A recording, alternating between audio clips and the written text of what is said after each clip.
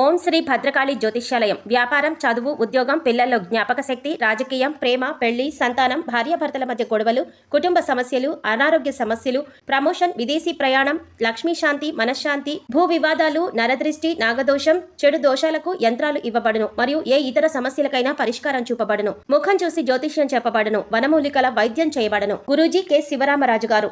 Cell number 9010940499. July 21వ తారీఖు పౌర్ణమి వచ్చింది.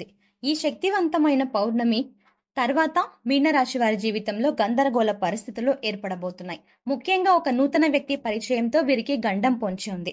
అయితే ఈ రాశి వారికి జూలై 21వ తారీఖు శక్తివంతమైన పౌర్ణమి తర్వాత జీవితంలో ఏర్పడనున్న గందరగోళ పరిస్థితులు ఏమిటి, అలాగే నూతన వ్యక్తి పరిచయంతో వీరికి పొంచి ఉన్న గండం ఏమిటి అనే విషయాలతో పాటుగా జీవితంలో సత్ఫలితాలను పొందడం కొరకు చేయవలసిన దేవతారాధనతో పాటుగా పాటించవలసిన పరిహారం గురించి ఈ వీడియోలో వివరంగా తెలుసుకుందాం.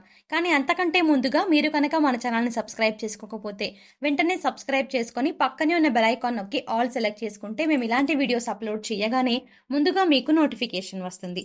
ఈ రాశి వారు అనుకున్న లక్ష్యాలను సాధించడానికి శక్తికి మించి ప్రయత్నిస్తారు. అలాగే లక్ష్య సాధనలో ఎటువంటి అపజయాలు కలిగినప్పటికీ కూడా కృంగిపోకుండా లక్ష్య సాధన కోసం కృషి చేస్తారు. అయితే ఈ రాశి వారు వారి యొక్క ఆలోచనలను ఇతరులకు చెప్పరు.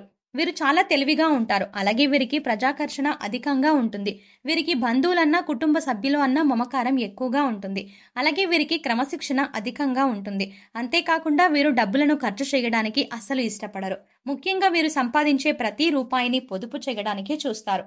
సంఘంలో మంచి పేరు ప్రతిష్టలు కలిగి ఉంటారు. రాజకీయాలు, కళారంగాల్లో మంచి గుర్తింపు లభిస్తుంది. ఈ రాశి వారికి పౌర్ణమి తర్వాత జీవితంలో ఎన్నో మార్పులు రాబోతున్నాయి. ముఖ్యంగా వీరి జీవితంలో గందరగోళ పరిస్థితుల్లో ఏర్పడబోతున్నాయి. అలాగే ఒక నూతన వ్యక్తి పరిచయంతో ఒక ప్రమాదం కూడా వీరికి పొంచి ఉంది. అయితే ఈ రాశి వారికి పౌర్ణమి తర్వాత జీవితంలో ఏర్పడనున్న గందరగోళ పరిస్థితులు ఏమిటి అనే విషయాన్ని గురించి చూసుకున్నట్లయితే వీరికి విద్యాపరంగా కొన్ని అవాంతరాలు వచ్చే అవకాశం ఉంది.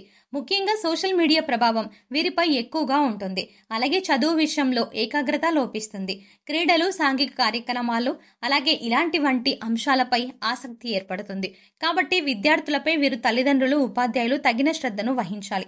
పోటీ పరీక్షల్లో పాల్గొనే వారు కూడా ఏకాగ్రత లోపం వల్ల ఆశించిన ఫలితాలని సాధించలేకపోతారు. రాజకీయ నాయకులు మిశ్రమ ఫలితాలు పొందబోతున్నారు. ముఖ్యంగా కొన్ని సందర్భాల్లో వీరికి ఎదురు దెబ్బలు తగిలే అవకాశం ఉంది. సంఘంలో మంచి కీర్తి ప్రతిష్టలు ఉన్నవారు కూడా చిన్న చిన్న విషయాల్లో నిందలకు పాలయ్యే అవకాశం ఉంది. క్రీడాకారులకు శారీరక శ్రమ అధికంగా ఉంటుంది. కళాకారులకు నూతన అవకాశాలు లభిస్తాయి. ముఖ్యంగా కళారంగంలో ఉన్నటువంటి స్త్రీలకు మంచి మంచి అవకాశాలు రానున్నాయి. అయితే అవకాశాలు లభించినప్పటికీ కెరియర్ పరంగా ఏదో ఒక ఇబ్బంది తరచుగా రావడం జరుగుతుంది. కోర్టు సంబంధిత వ్యవహారాలు వాయిదా పడే అవకాశం ఉంటుంది. ఈ రాశి వారికి కుటుంబ పరంగా చూసుకున్నట్లయితే ఇప్పటి వరకు కుటుంబంలో ఉన్నటువంటి ఇబ్బందులన్నీ తొలగే అవకాశం ఉంది. ముఖ్యంగా వీరికి కుటుంబ సభ్యులు అన్నా, బంధువులు అన్నా చాలా ఆప్యాయత ఉంటుంది.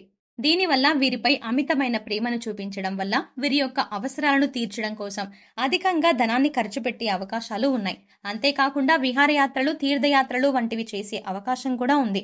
ముఖ్యంగా మొహమాటం వల్ల, కొంతమంది వ్యక్తులను నమ్మడం వల్ల లేనిపోని సమస్యలు వచ్చే అవకాశం ఉంది.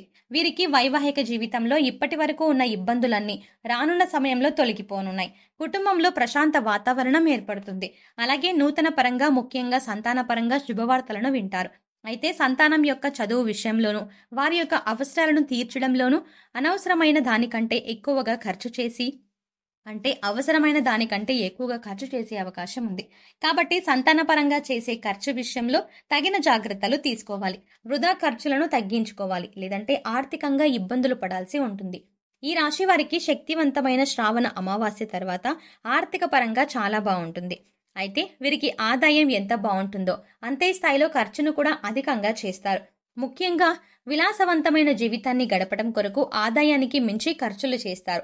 అలాగే కుటుంబ సభ్యులకు అవసరాల కోసం విపరీతంగా ధనాన్ని ఖర్చు చేస్తారు. కాబట్టి ఈ సమయంలో వీరు ఖర్చును తగ్గించుకోవాలి. అలాగే స్థిరాస్తుల విషయంలో తగిన జాగ్రత్తలు తీసుకోవాలి. ఆన్లైన్లో జరిగే మోసాలకు గురయ్యే అవకాశం ఉంది. కాబట్టి ఆన్లైన్ సంబంధిత వ్యవహారాలకు దూరంగా ఉండటం మంచిది. అలాగే షేర్ మార్కెట్ వంటి వాటిలో ఆశించిన స్థాయిలో లాభాలను పొందలేకపోతారు. వీరు వృత్తి, ఉద్యోగ, వ్యాపార పరంగా అనుకూల ఫలితాలని పొందబోతున్నారు. వీరికి వృత్తిపరంగా అభివృద్ధి కనిపిస్తుంది. చేతి వృత్తుల వారికి శ్రమ అధికంగా ఉంటుంది. అయినప్పటికీ వీరికి తగినంత ఆదాయం లభిస్తుంది. ఉద్యోగపరంగా చూసుకున్నట్లయితే శుభ ఫలితాలని పొందుతారు. ఎప్పటి నుంచో ఉద్యోగం కోసం ప్రయత్నిస్తున్న వారికి ఉద్యోగ ప్రయత్నాలు సఫలమవుతాయి.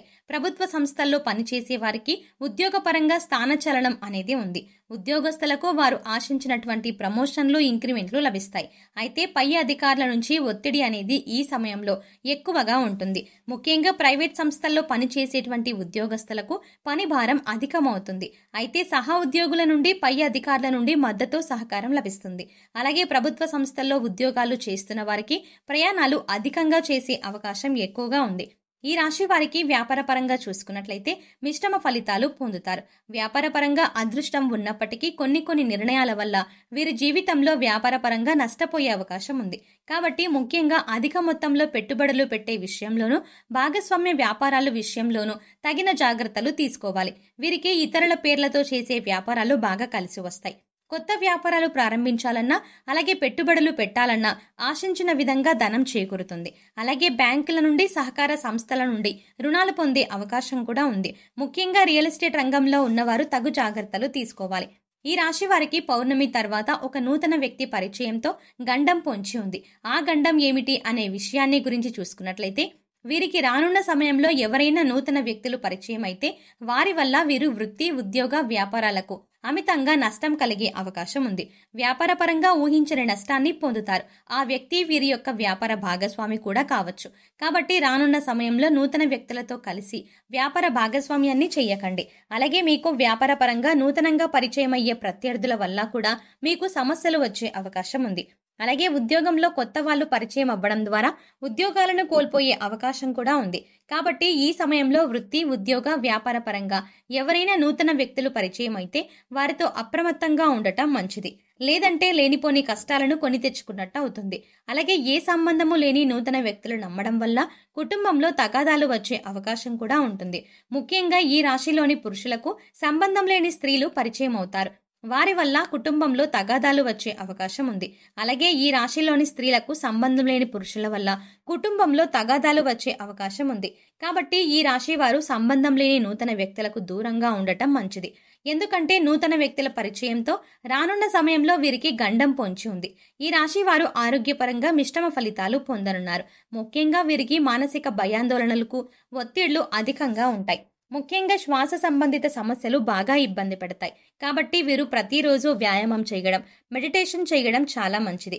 ఈ రాశి వారు జీవితంలో సత్ఫలితాలను పొందడం కొరకు చేయవలసిన దేవతారాధన గురించి చూసుకున్నట్లయితే వీరు ప్రతి గురువారం సాయిబాబాను పూజించాలి. అలాగే తెల్లని వస్త్రాలను సాయిబాబాకు సమర్పించాలి. శుక్రవారం రోజున అమ్మవారికి దర్శనం చేసుకుని శనగలను ప్రసాదంగా పంచిపెట్టాలి. ప్రతిరోజు సూర్య నమస్కారాలు చేయాలి. ఆదిత్య హృదయ పారాయణం చేయడం ద్వారా జీవితంలో ఆశించిన సత్ఫలితాలను పొందగలుగుతారు. ఈ రాశి వారు జీవితంలో ఆశించిన ఫలితాలను పొందడానికి పాటించవలసిన పరిహారాల గురించి చూసుకున్నట్లయితే వీరు అమావాస్య రోజున సముద్ర స్నానం లేదా నదీ స్నానం చేయాలి. గోమాతకు ఎర్రని కందులను నానబెట్టి తినిపించాలి.